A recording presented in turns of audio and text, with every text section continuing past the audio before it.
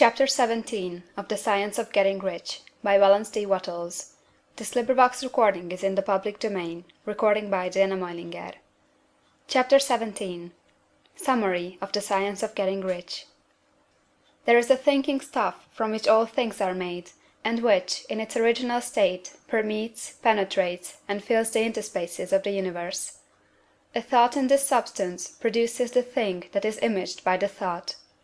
Man can form things in his thought, and by impressing his thought upon formless substance can cause the thing he thinks about to be created.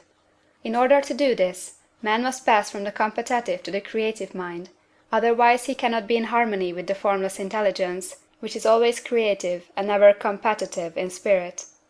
Man may come into full harmony with the formless substance by entertaining a lively and sincere gratitude for the blessings it bestows upon him. Gratitude unifies the mind of man with the intelligence of substance, so that man's thoughts are received by the formless. Man can remain upon the creative plane only by uniting himself with the formless intelligence through a deep and continuous feeling of gratitude.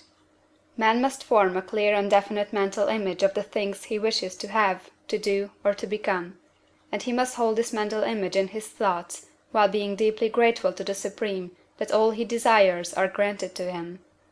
The man who wishes to get rich must spend his leisure hours in contemplating his vision, and in earnest thanksgiving that the reality is being given to him.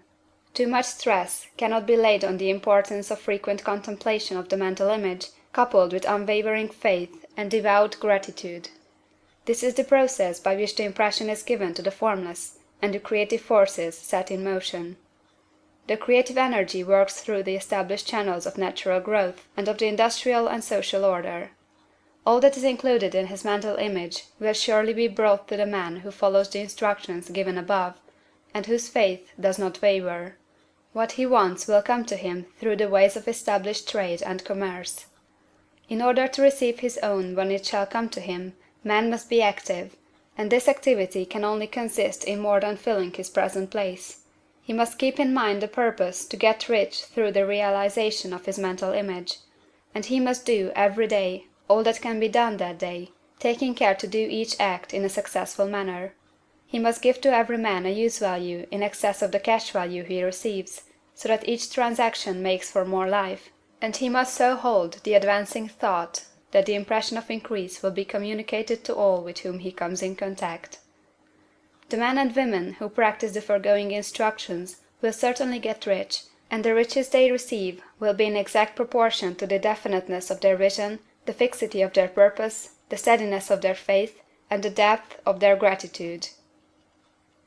End of chapter 17, and end of the Science of Getting Rich by Wallace D. Wattles.